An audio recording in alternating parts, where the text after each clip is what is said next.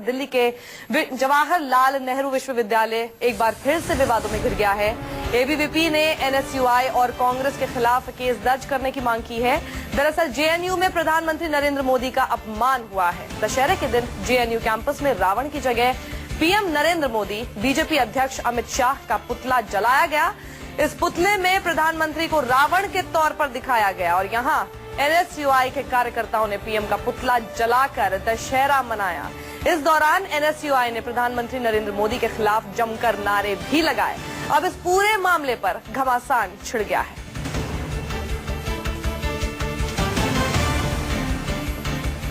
चेलों को जलाओ, पहले चेलों को।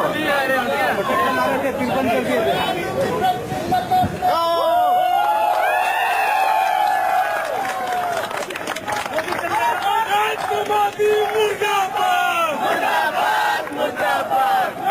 मोदी मुर्दाबाद, मुर्दाबाद, मुर्दाबाद। जेएनयू की पार्टी से नरेंद्र मोदी चला है, चलेगा।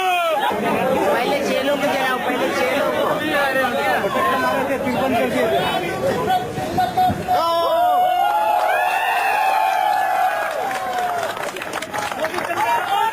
मोदी मुर्दाबाद। तो दो तस्वीरें आपके सामने। पहले आप देखिए कि किस तरह से एक पुतला बनाया गया जिसे रावण का रूप दिया गया और उसमें कई सर लगाए गए नरेंद्र मोदी के साथ सभी मंत्री और नेताओं के, और उसके बाद उस पुतले को रावण के तौर पर दशहरा पर फूंका गया। और आपने आवाज भी सुनी किस तरह से उन्होंने पहले बोला कि पहले चेलों को जलाओ, यानी अलग अलग पुतले बनाए गए।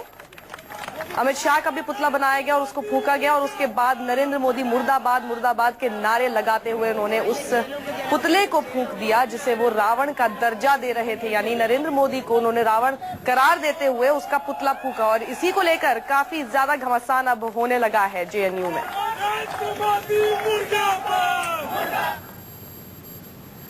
जेएनयू में पीएम मोदी का अपमान हुआ है और इसीलिए एबीवीपी ने आरोपी एनएसयूआई कार्यकर्ताओं के खिलाफ कार्रवाई की मांग की है। जिस तरह से कल नरेंद्र मोदी और अमित शाह के पुतले एनएसयूआई द्वारा फूके गए हैं, तो इसकी किस तरह से आप निंदा करेंगे? देखिए, चाहे एनएसयूआई हो, चाहे इनका पॉलिटिकल विंग जो है कांग्रेस हो, क्योंकि इनका अस्तित्व अब देश से और कैंपसेस से खत्म होता जा रहा है, इसलिए ये अपने अस्तित्व की लड़ाई के लिए ऐसी ओछी राजनीति के लिए कैंपसेस में कर रहे हैं। अगर उन्हें जलाना ही था तो 1984 के दंगे के जो गुनाहगार थे जगदीश टाइटलर और सज्जन सिंह जैसे लोगों को का पुतला फूकना चाहिए था। जो देश के खिलाफ और हमारे सेना के खिलाफ, चाहे राहुल गांधी हो, चाहे संजय निरुपम जी हो, उनका पुतला फूकना चाहिए था। तो आप देखिए कि ये एक तरीके से सर्जिकल स्ट्राइक के विरोध में उन्होंने यहाँ पे पुतला फूका हुआ है। और मेरे हिसाब से यह एक जो विजयदशमी के दिन एक रिलीजियस हंट भी हम लोग यहाँ किया गया है और एक तरीके भड़काऊ एक एटमॉस्फेयर जेएनयू जैसे कैंपसेस में पैदा किया जा रहा है इन लोगों द्वारा। तो हमारा यही मानना है कि ऐसे लोगों को जो सरकार, जो हमारे यहाँ के जो तमाम छात्र लोग हैं वो उनका जवाब देंगे। तो तस्वीरें आपके सामने और सफाई भी देते नजर आ रहे हैं एनएसयूआई के कार्यकर्ता, लेकिन वहीं एबीवीपी काफी परेशान है, काफी नाराज है और साथ ही बीजेपी भी आपत्ति जता रही है इस पूरे प्रकरण पर। वहीं पीएम का पुतला जलाने वाले एनएसयूआई कार्यकर्ताओं का कहना है कि उन्होंने ऐसा इसलिए किया क्योंकि यहाँ जातिवाद पनप रहा है। मौके पर एनएसयूआई ने जेएनयू कैंपस में नरेंद्र मोदी और अमित शाह के पुतले फूके। इस वक्त मेरे साथ सनी मौजूद हैं जो एनएसयूआई के प्रेसिडेंशियल कैंडिडेट भी रहे हैं। सनी, पुतले फूकने के पीछे वजह क्या है और किस किस के पुतले फूके गए थे कल? देखिए, दो बड़े मुख्य मुद्दे हैं। एक तो राष्ट्रीय राजनीति में जिस तरीके से जुमलों की एक सरकार बनी, अमित शाह जी ने भी बोला, ओपन मीडिया में आकर बोला कि पहली बार भारतीय सेना ने सर्जिकल स्ट्राइक की है, जिसको अगले दिन कपिल सिब्बल जी ने जवाब दिया। मतलब ये इस तरह की बातें करते हैं, उसको तोड़ते हुए हमारा ये था कि सत्य की असत्य पर जीत, कि अमित शाह जो है वो झूठ का सिंबल है। बंसल की जो अभी आत्महत्या हुई है, एक सरकारी अफसर की जो हत्या हुई, आत्महत्या उन्होंने की है, उन्होंने सुसाइड लेटर में लिखा है कि अमित शाह के लोग उसे परेशान कर रहे थे। तो ये सीधा हमारा हमला है अमित शाह के ऊपर।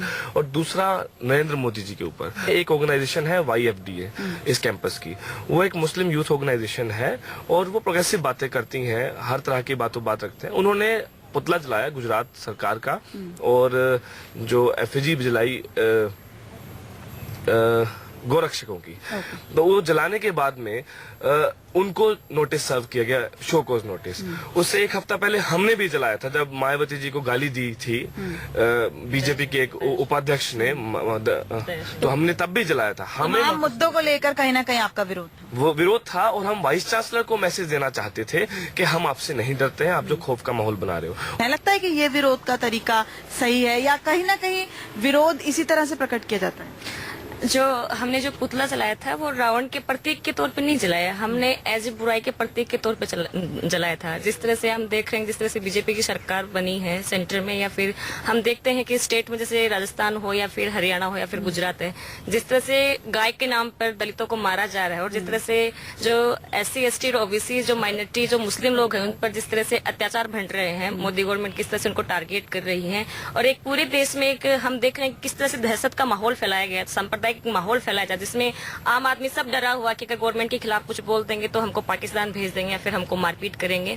तो उन सब तमाम चीजों को हमने देखते हुए हम एक बुराई के प्रतीक के रूप में कल हमने वो सब ये जो बीजेपी के जो RSS के जो बदनाम चेहरे हैं उनको हमने यहाँ पे जलाया था।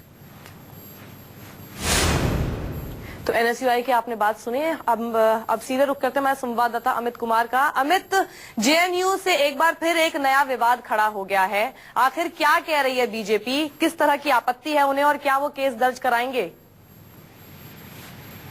देखिए, बीजेपी ये कह रही है कि माफी मांगनी चाहिए, क्योंकि कहीं ना कहीं जिस तरीके से उन्होंने ये कहा कि हम रावण के तौर पे नहीं कर रहे थे, लेकिन जो पुतला है वो सीधे तौर पे दिखा रहा है कि रावण के तौर पे उन्हें प्रधानमंत्री मोदी को दिखाया गया है, और साथ में 10 सर लगा के जो तमाम लोग हैं, चाहे अमित शाह हो, साध्वी प्राची हो, तमाम लोग की तस्वीरें हैं, उसमें चेहरे बनाए गए हैं। तो बीजेपी को इस बात के लेकर आपत्ति, और सबसे बड़ी बात की इस तरह के ऐसा नहीं कि प्रधानमंत्री के पुतले पहले नहीं फूके गए हैं। प्रधानमंत्री के पुतले जो राजनीतिक दल होते हैं कई मुद्दों पर जंतर मंतर हो, ये तमाम जगह से होते हैं, लेकिन एक शिक्षण संस्थान में इस बात को लेकर बीजेपी अपनी आपत्ति दर्ज करा रही है कि दशहरे के मौके पर रावण के तौर पर प्रधानमंत्री मोदी को जो दिखाया गया है वो सीधे सीधे अपमान है, और कांग्रेस को इस पूरे मामले को लेकर माफी मांगनी चाहिए। और निश्चित तौर पर जैसे जैसे दिन बढ़ेगा ये विवाद और बढ़ेगा, जो कांग्रेस और बीजेपी के बीच का जो टकराव है खुलकर सामने आएगा, मुझे लगता है।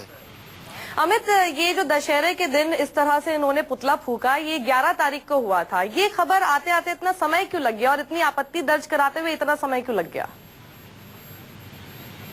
देखिए, ये इसकी शुरुआत हुई है, सोशल मीडिया पे ये वीडियो वायरल हुआ है, इसके बाद जाके लोगों को इस बात की जानकारी हुई कि इस तरह के पुतले फूके गए हैं, और इसके बाद जब बीजेपी के संज्ञान में ये बात आई तब जाकर उन्होंने अपनी आपत्ति दर्ज कराई, और इसके बाद इसमें बोलना शुरू किया। तमाम जो नेता थे वो खुलकर सामने हुए आए। इसके अलावा जो NSCY है, जो ABVP है, जो विंग है, वो अब कंप्लेन दर्ज करा रहा है। तो निश्चित तौर पर देखिए, ये कैंपस का मामला है, कैंपस के भीतर बहुत सारी चीजें हैं जो बाहर की दुनिया में आते हैं। जी अमित, हम आपसे बातचीत करेंगे, लेकिन इस बीच हमारे साथ प्रमोद तिवारी जो कि नेता है कांग्रेस के, वो जो है जुड़ गए हैं। प्रमोद जी, पुतला फूकना एक अलग बात होती है, विरोध के तौर पर होता है, लेकिन दशहरे के दिन रावण की तरह उसके तौर पर प्रधानमंत्री का और उनके साथ बड़े नेता और मंत्रियों का पुतला फूकना सही जो है ठहराते हैं आप लोग? ये पुतला फूकना, रावण बना के लोगों को जलाना, इसकी जनक भारतीय जनता पार्टी है, और उसी ने इसकी शुरुआत की है। उन्होंने तो बख्शा नहीं इंदिरा गांधी को, उन्होंने नहीं बख्शा राजीव गांधी को। जिस इंदिरा गांधी ने 2 टुकड़े पाकिस्तान के किए थे, बांग्लादेश बनाया था, उसको नहीं बख्शा। जिस राजीव गांधी ने सम्मान दिया, जिस पंडित जवाहरलाल नेहरू ने देश को आजाद कराया, अभी एक सप्ताह पहले मैं आपसे कहता हूं कि उत्तर प्रदेश में भारतीय जनता पार्टी ने कॉल देकर हर चौराहे पर हमारे उन नेताओं के पुतले जलाए जिन नेताओं के परिवार में दादी, माँ, जिनके राजीव जी की माँ का हुआ, राहुल जी की दादी का हुआ, सोनिया जी के पति का हुआ, जिन लोगों ने देश के लिए कुर्बानी दी, उनके पुतले जलाए। रावण के तौर पर कब जलाया? कई बार, ये पहली बार हुआ है ना, अंतिम बार होने जा रहा है। नहीं तो अगर शुरुआत प्रमोद जी उन्होंने की तो खत्म आप करेंगे क्या ये ऐसे ही चलता रहेगा? मेरी बात सुनिए, ताली दोनों हाथ से बजती है, एक हाथ से नहीं बजती है। भारतीय जनता पार्टी को अपना चरित्र, अपना आचरण सुधारना पड़ेगा, झूठ बोलना बंद करना पड़ेगा।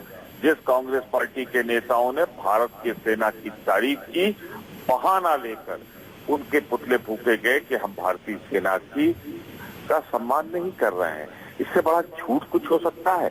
तो जब भारतीय जनता पार्टी ने आग लगाई है, तो अगर वहां पे कुछ छात्रों ने किया है, उनकी समस्याओं को सुने, समझे।